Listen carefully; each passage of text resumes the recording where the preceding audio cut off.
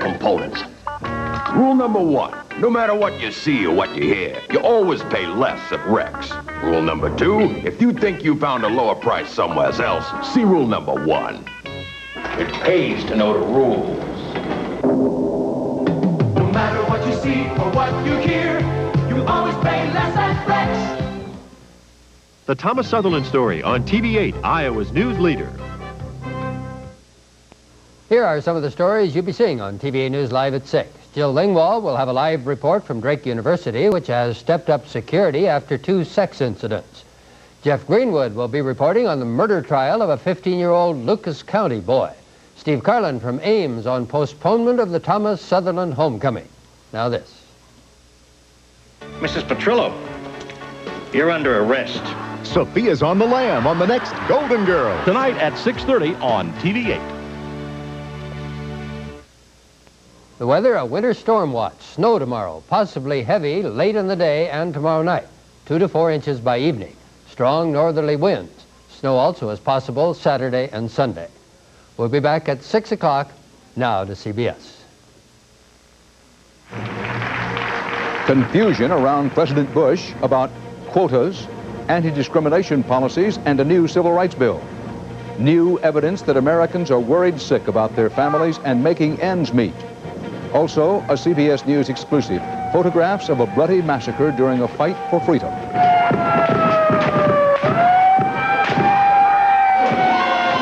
This is the CBS Evening News.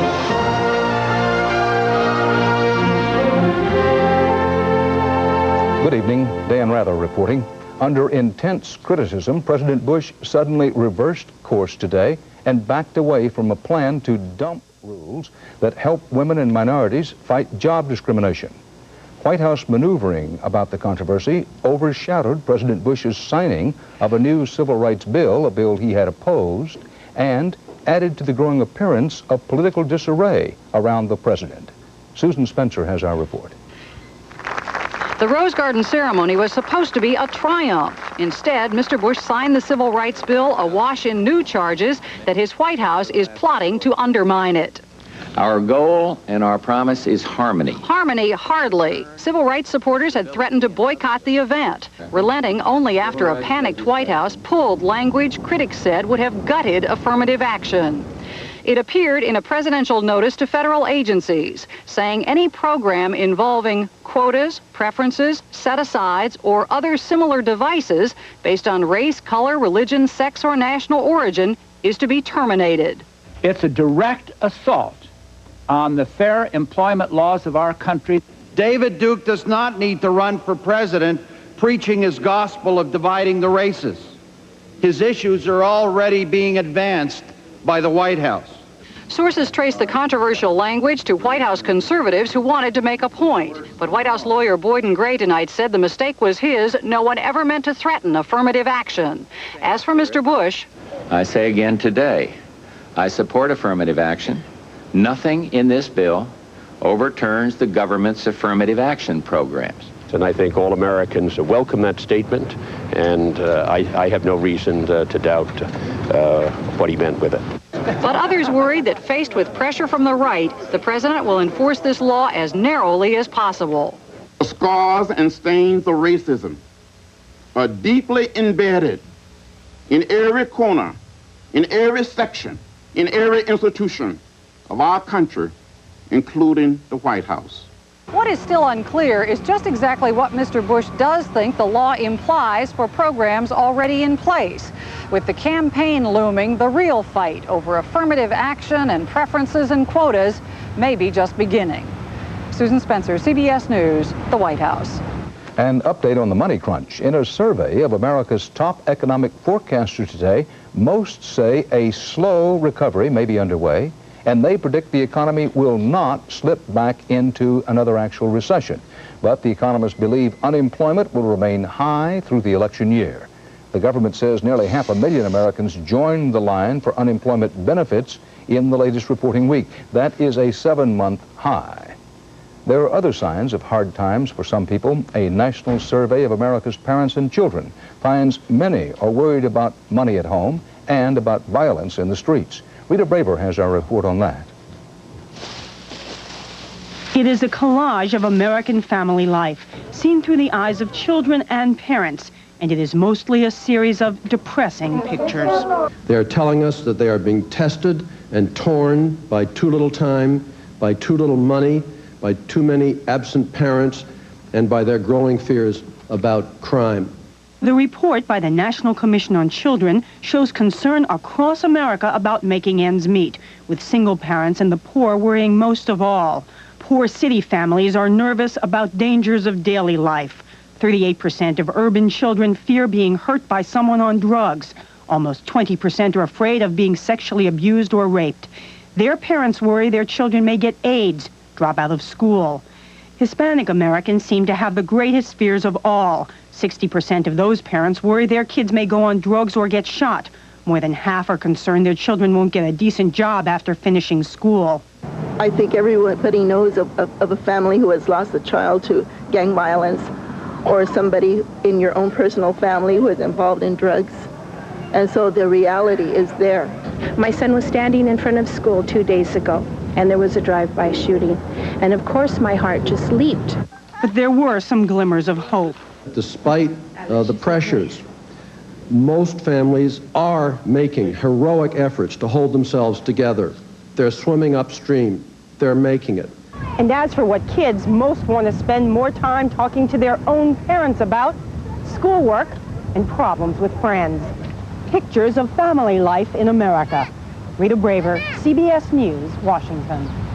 More than 100 Haitian refugees are believed to have drowned today when their small boat sank off the eastern tip of Cuba. 60 others were rescued. There is no word on where the Haitians were escaping to. Since Haiti's military coup in September, the U.S. Coast Guard has picked up more than 2,000 boat people trying to get to the United States from Haiti. President Bush wants to send them back. A conflict, a killing ground in a remote area of the Far East is just beginning to get the world's attention. That is because Western reporters were inside Indonesia when soldiers opened fire on a group of civilians. It happened last week in East Timor, a former Portuguese colony where up to 200,000 people have died from massacres and famine over the last 16 years. Barry Peterson narrates a report. It all began with a prayer. Catholic Mass for a student killed in a demonstration against the forced rule of Muslim Indonesia. East Timor was seized in 1975 by Indonesian leaders, fearful that the spirit of independence might spread to other Indonesian-ruled islands. America accepted Indonesia's takeover. The United Nations did not. On this day, protesters, including women and children, challenged the military by marching to a nearby cemetery. Suddenly, and without provocation, say Western reporters, the street became a killing field. The soldiers issued no warning. They simply rounded the corner in formation and opened fire on the crowd, mowing people down with their M16s.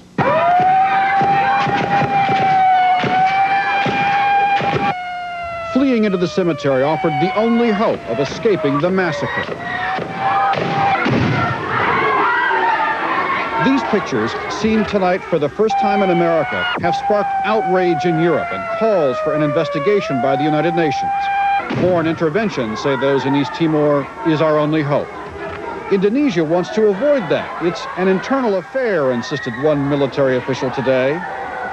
After this day's internal affair, Indonesian soldiers searched for survivors, beating and then arresting them. Perhaps 100 were gunned down, 300 wounded. This young man was among those badly hurt but unable to get any medical care. He died moments later. There is nothing new about this kind of killing, say those in East Timor, just that this time there was someone here to see it. Barry Peterson, CBS News, London. Still to come on the CBS Evening News. U.S. troops will stay in South Korea to face down a nuclear threat from North Korea. And a Frenchman goes over the ocean waves and into the record book.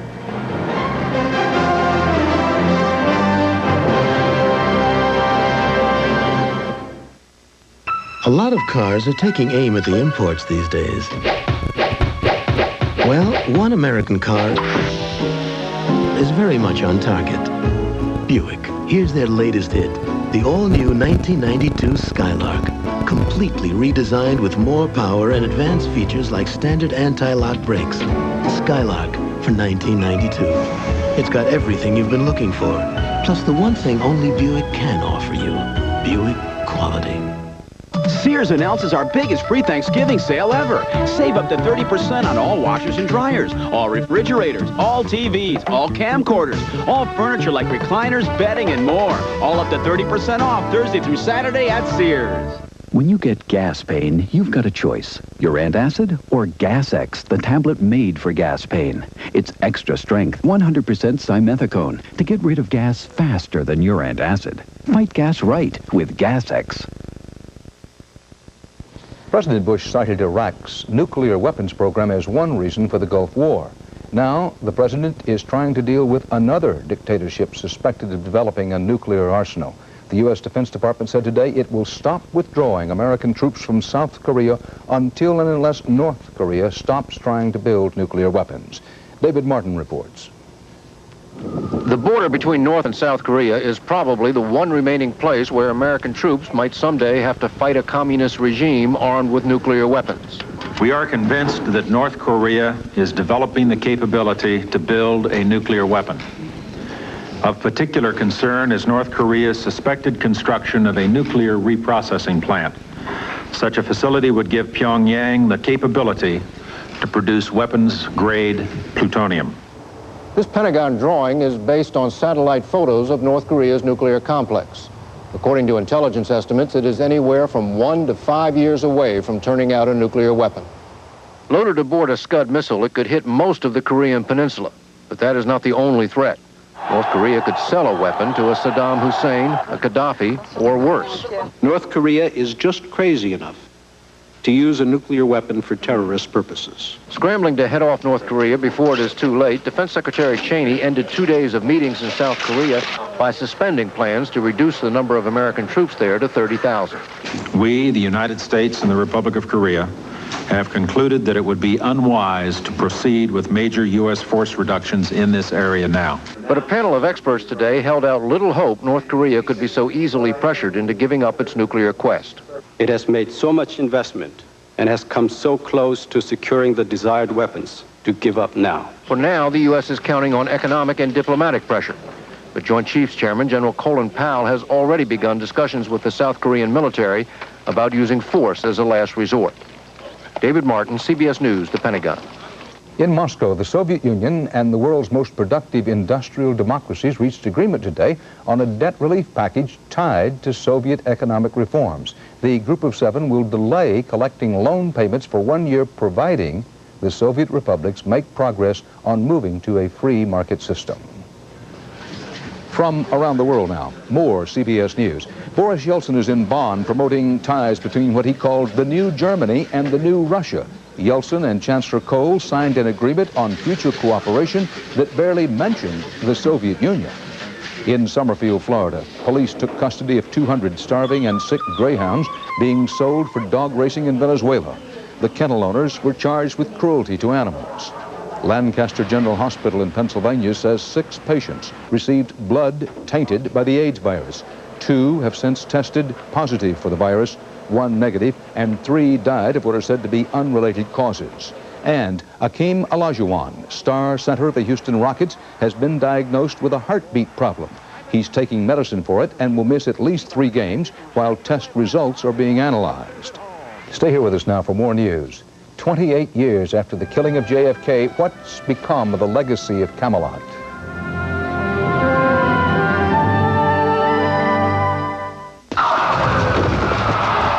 I knew stress was part of the job, but my first day really put me to the test. By the evening, the stress gave me a headache that was so bad, I didn't think the pounding would stop. Thank goodness one of the doctors gave me Tylenol. Imagine, with all the pain relievers they have at the hospital, they use what I use. It made a real difference. Then I could too. Tylenol, the pain reliever hospitals use most. Take some vegetables and presto, salad shooter. Shoot some slices, salad shooter. Point and shoot right into stir fry or casserole. Shoot some shreds, salad shooter. For hash browns or coleslaw. Shoot it fast, shoot it neat, Shoot it pretty salad shooter. Presto Salad Shooter Slicer Shredder. Clean up easy, dishwasher safe. Small enough to store anywhere. Great salads and much, much more. Salad shooter. Original, cordless, rechargeable, and now professional salad shooter. Norelco says don't shave your legs, baby them. With Norelco's incredibly close, comfortable shave that leaves you baby smooth, baby soft. Norelco Lady Shave Razors, dry or wet, we make close comfortable. The glorious freshness of mint. Nobody knows it better than Polident. That's why there's a splash of mint in every Polident tablet to leave your dentures feeling gloriously clean and fresh. Get super strength Polident with a splash of mint. Barbra Streisand and Robert Redford? No. Barbra Streisand and Omar Sharif? No. Barbra Streisand and Mike Wallace? How about that? Sunday. Tomorrow is the 28th anniversary of the assassination of President John F. Kennedy. It was a defining event for a whole generation of Americans. The images that will never go away. But what of the Kennedys from then to now? Bruce Morton reports on how the torch has been passed to a new generation of Kennedys.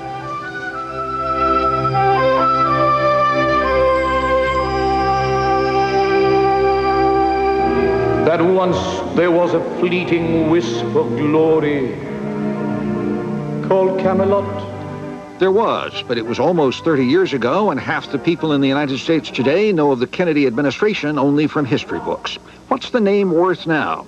Congressman Joseph Kennedy, first elected in 1986, says it helped him get started, but... Yeah, I think it's very helpful. I mean, there's a, you have tremendous advantages over other people, but the fact is that you also have to be able to perform, I think, on your own. And Kathleen Kennedy Townsend, who works in a Maryland education project, says the name hurt in her one unsuccessful run for Congress. A number of people said, I would do much better if my name hadn't been Kennedy because of the stereotypes that people have about them. This generation of Kennedys has seen tragedy. Robert Kennedy's son David died of drugs. It has seen scandal, most recently at the family compound in Palm Beach. But it has seen successes. Joe, Kathleen, John Jr., an assistant district attorney in Manhattan, Patrick, a state representative in Rhode Island. And what about Senator Edward Kennedy, last of the brothers, scandal-plagued, aging liberal in the U.S. Senate? Can he survive? I think the myth of Camelot has been overtaken by the randy reality of the male line of the Kennedy family. And I think that has caught up with him. I think the question is whether or not voters will feel as if he's gotten a message. If they don't feel he's gotten a message, they may take it out of him at the polls. Grocery store tabloids revel in the senator. Historians are reconsidering the private lives of John and Robert Kennedy. The torch really has passed to a new generation. You have to cut your own way in this life. That's what they taught us. Sure, but look around his office. A little of the olden time still lives. Bruce Morton, CBS News, Washington. Tomorrow, in Eye on America, our nightly special report, we'll visit Dallas to report on the Kennedy assassination and the latest falsehoods and conspiracy theories, and Hollywood. Now, coming up in tonight's Eye on America, a small town after a big-time raid of the corporate variety.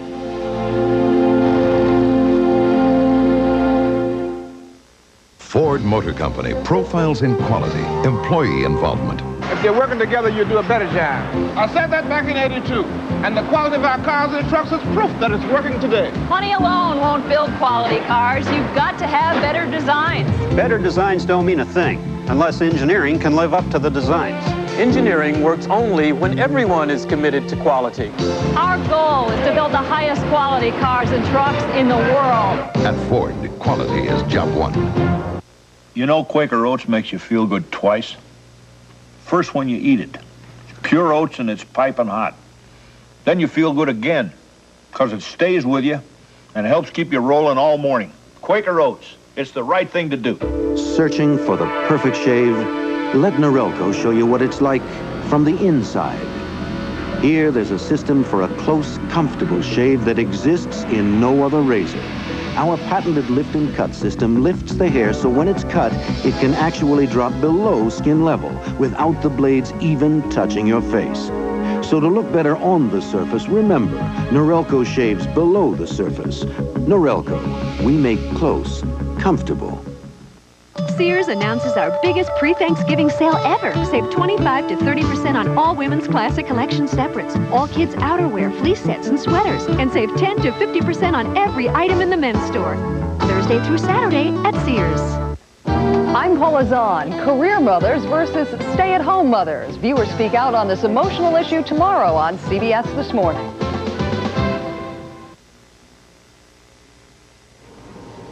It's the 1980s. The leveraged buyout craze is in high gear. Corporate raiders using junk bonds to take over big companies. Now, fast forward to the 1990s. In tonight's Eye on America special report, Bob Faw takes you to a community along the Alabama-Georgia border where some say they are now paying the price for a decade of greed. Listen to the voices echoing through the Chattahoochee Valley from a radio call-in show. Well, what do you think about the situation since Farley come to town? We have been devastated here. Ever seen the people disturbed like they are now. You're disturbed? Everybody, not me. They're scared. He's the greatest BSer of all time. He BS'd the bankers, and they believed every word of it and let him have $4 billion. This is who the fuss is all about, William Farley, a shrewd, swashbuckling corporate raider who made Fruit of the Loom a billion-dollar powerhouse. And we're proud of it. And who wanted to do the same thing here when he convinced financiers to help him go after textile giant West Point Pepperell. He can sit up there in Chicago and eat T-bone steak. I may be able to eat a hamburger once a week. He raped this valley. He raped this community. Silver-tongued devil. And that he is. After a bruising struggle which saw many townspeople rally against him, Farley used a leveraged buyout to seize control. Now, he admits he paid too much. The junk bond market he relied upon collapsed. The economy worsened. What you're saying is, it's not my fault. I'm saying the world changed in the middle of this deal. The world became very different. The world changed, and so did the valley. Hundreds of jobs in these mills lost. Bankruptcies and foreclosures here soared, and the number of for sale signs sprouted up like crabgrass. When you approach a deer in the road, how they're afraid, they're scared. You see it in their eyes, and that's what's taking place in our community. Fired after Farley's takeover, Hollis Kelly has scrambled to find odd jobs just to get by. Others could not cope. Tommy Whitlock, burdened by personal problems, committed suicide after losing his job in one of Bill Farley's mills. Farley hadn't never taken over, I believe Tommy would have still had a job and still been living. I feel like he is a big cause of my son being dead today. Mr. Farley took a perfectly viable, profitable company, overloaded it with debt, and that's why he can't do the things that was always done before. Like recreation programs in the area. Before Farley, Pepperell footed all the bills. Now, parents like Drew Spradlin have to pay a fee. What's happening here in the valley is ultimately a clash of cultures. On the one hand, a company that represented cradle-to-grave security, that repaired church roofs, bought Boy Scout uniforms, provided indoor plumbing, even toilet paper for its employees. And on the other, Bill Farley, who says that modern companies to compete successfully worldwide can't do that sort of thing. I think that this area has been very reliant on, as I said earlier, a paternalistic attitude. Too reliant. Too reliant. And some here who remember the area was in a tailspin before Farley think he is more sinned against than sinner. He was a victim of circumstances because of the economic situation in the whole country. For many people, though, Bill Farley is now a symbol, not just of an unwelcome outsider, but of unwelcome change. I'm sympathetic to them, and I wish that it were different, but that's the way it is. I'm glad I hadn't got to judge him. He's got to go before the judgment bar of God one day, and he's going to see all the faces of all the people whose lives that he ruined. The Chattahoochee flows just like before, but never, say the people in this valley, will life here be the same. Bob Paul, CBS News, Lynette, Alabama.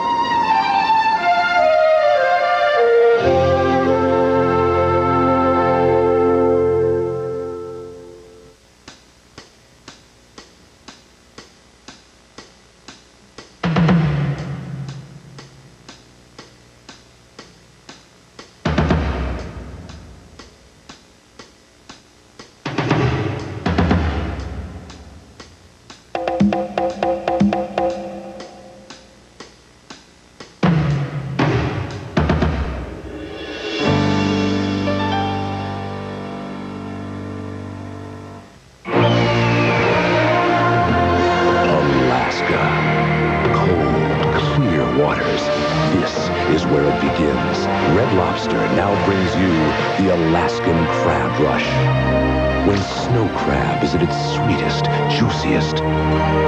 Right now, enjoy 8 great crab dinners starting at just $8.99. The Alaskan crab rush. Before it's over, rush to Red Lobster. Imagine a rent-a-car company that offers special delivery right to your door. That's Enterprise. Here, let me help you. Enterprise, a special rent-a-car company that gives you special delivery. Panasonic presents a new breed of smooth operator. The new Smooth Operator rechargeable razor unites the old-fashioned closeness of a warm, wet shave with the convenience and no-nick comfort of an electric. Don't try this with any plugged-in razor. Smooth Operator wet-dry razors from Panasonic. Smoother than you ever thought you'd be. I love performing, though it's a lot more fun with an audience. I love sweet things, too, like sun-sweet pitted prunes. They're so tasty and fat-free. It's love, all right. It's sun-sweet. His boat is so small, the sea so large. A 42-year-old Frenchman today became the first person ever to row from Asia to America. John Blackstone was on hand when the boat came gently down the stream. This morning, the French adventurer met his final challenge, and he needed help. He accepted a tow crossing the turbulent waters where the Columbia River spills into the Pacific. Yeah, he went through the bar. So he's over the tough part now. Girard d'Abbeville had already put nearly 6,000 miles behind him as he neared the northwest corner of America. This guy's got more guts than most, I'll tell you. Alouette, gentille alouette. All of France knew for days he was coming here. Friends and family gathered to meet him. But many in the fishing village of Ilwaco, Washington, awoke this morning to discover greatness was about to be thrust upon them. Directing him into Ilwaco. This little fishing port isn't where d'Abbeville planned to end up. He had hoped to row in triumph under the Golden Gate Bridge. But when he couldn't make that, Ilwaco, Washington proudly accepted its place in maritime history. I couldn't believe it. I really couldn't believe it. Teacher Ray Milner said it was a lesson for his fisheries class. What do you think? Lesson from this is anybody can do anything if they want to. They want to bad enough. d'Abbeville set off from Japan in July in his custom-designed rowboat made of polystyrene and carbon fiber. Both boat and adventurer withstood storms that tipped them over more than 30 times. But 80-year-old Henri d'Abbeville said he never doubted his son would make it. You must be optimistic in the life. When d'Abbeville rounded the breakwater at noon today, all of Ilwaco cheered. His wife and children met him on the dock, and the cold and solitude of the North Pacific began to melt away. John Blackstone, CBS News, Ilwaco, Washington. Vive la France.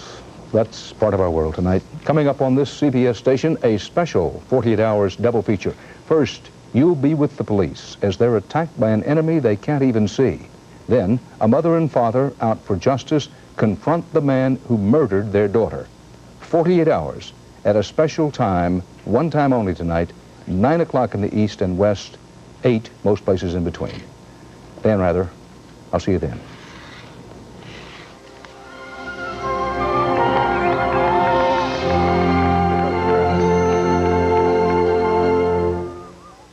The Kennedy assassination, Lee Harvey Oswald, conspiracy theories, the grassy knoll.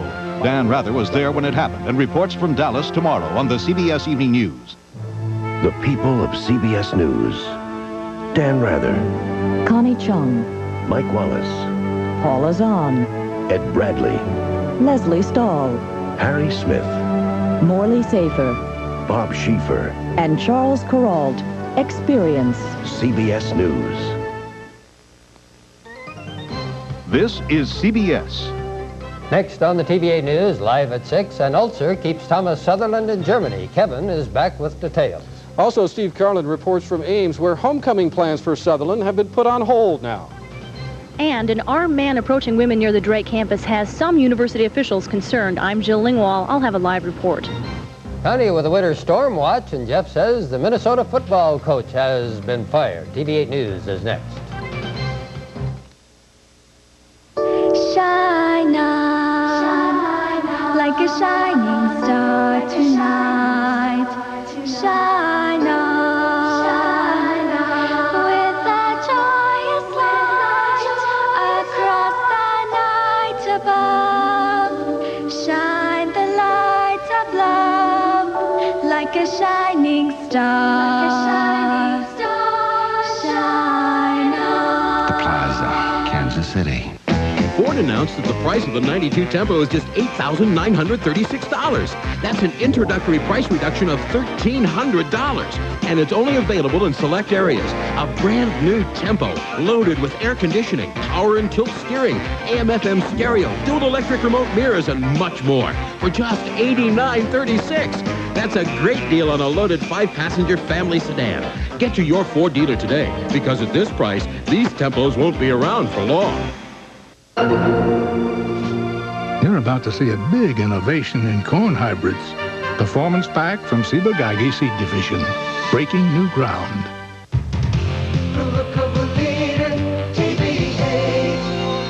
It's 6 o'clock. And now from TV8, Iowa's news leader, Paul Rhodes, Kevin Cooney, Connie McBurney with weather, and Heidi Soliday Sports.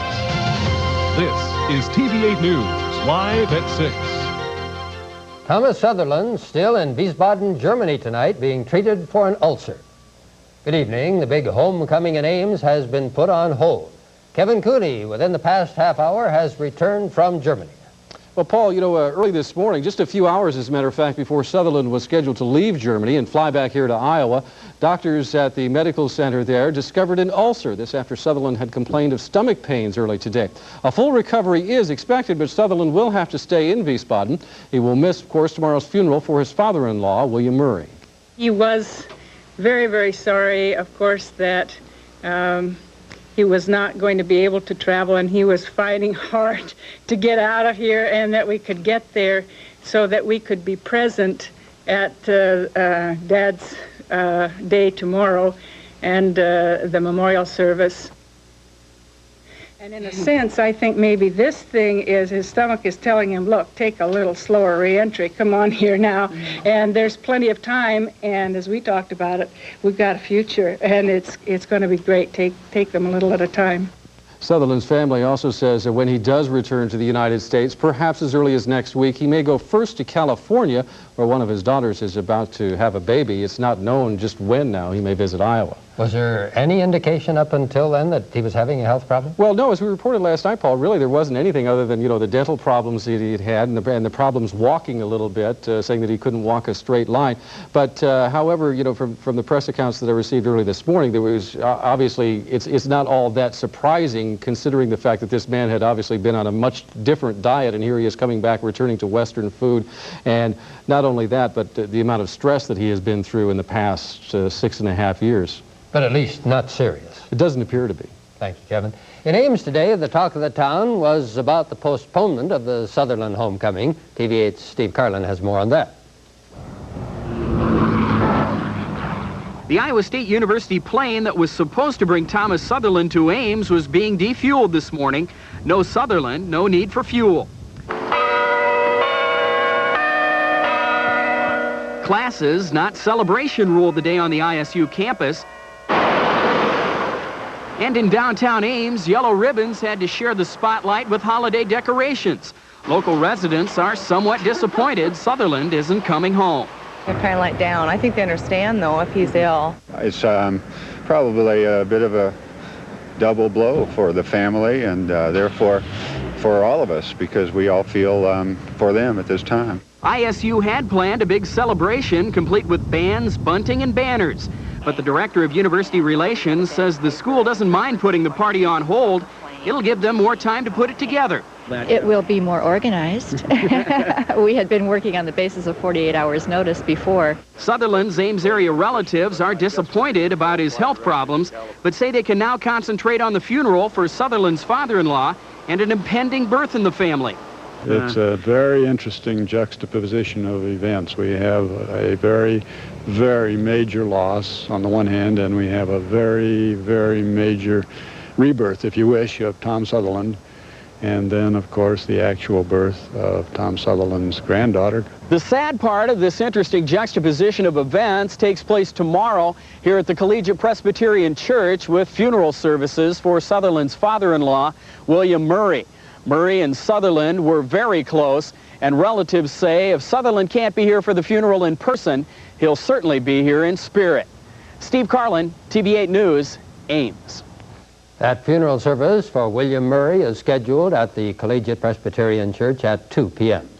In other news tonight, 2 separate incidents involving an armed man approaching women and asking them for sex have been reported in the Drake University area within the past week and a half. TV8's Jill Lingwall now standing by live on the Drake campus with those details. Jill? Well, Kevin, victims in both incidents gave police identical reports of the man who approached them. And although there have been no injuries in any of the incidents, Drake officials say the campus is now on security alert. When I opened my door, he yelled at me, Mrs., did you ever try that? And pulled out a gun and pointed it towards me. At that moment, I was right at my door, got in and locked it from inside. Mikey Leakvig was walking home from class at Drake on Monday night when a man on a bicycle began following her and making sexually harassing comments. She says she feels fortunate he didn't pull out a gun until she reached the safety of her apartment. Police are investigating a similar incident that occurred a week ago at this parking lot on the Drake campus. A man fitting the same description approached a female commuter student. This time, he allegedly was carrying a hunting knife. The man is described as a white male, 35 years old, approximately 5 feet 9 inches tall. He has no facial hair or glasses and is wearing dark jeans and a dirty tan or yellow jacket. Drake officials have issued a security alert on campus to make students aware of the incidents. You don't want to panic people, but at the same time, the university has the responsibility to let people know. Mikey hopes the man is caught. She says she's still shaken by the incident.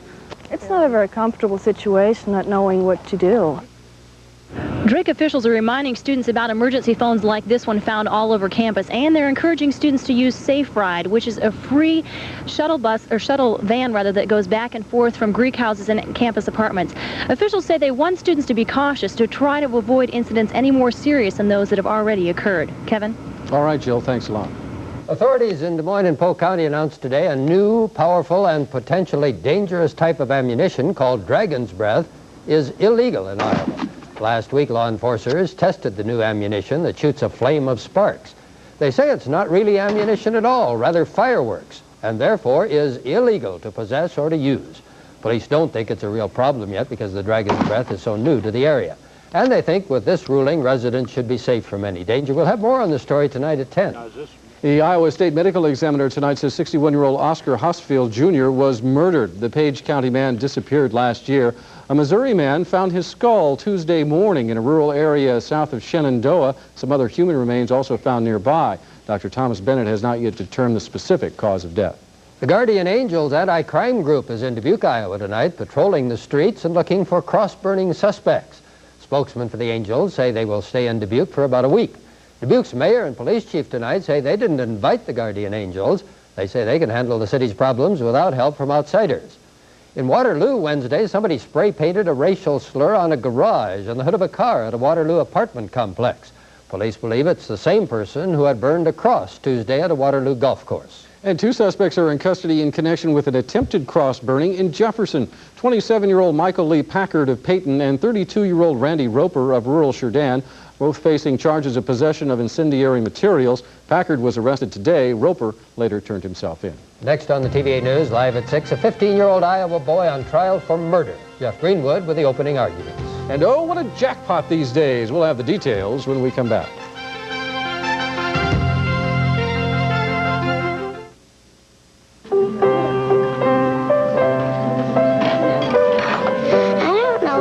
This new family meal thing. Someday you'll be glad we spent more time together. When I was your age, I felt the same way.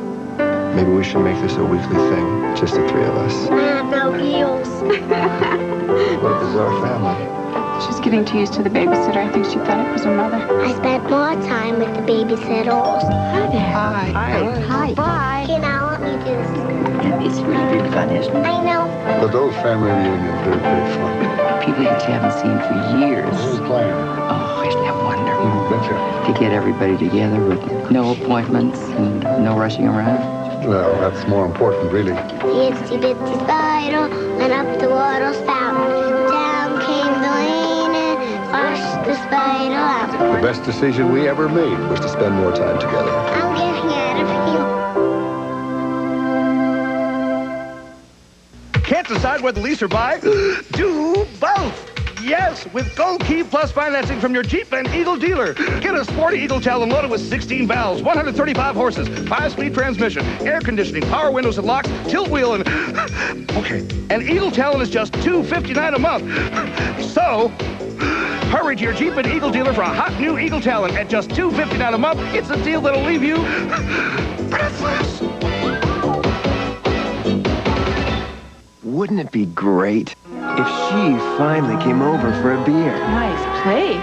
And you offered her a Keystone, the premium beer in a can that tastes like beer in a bottle because of Keystone's specially lined can.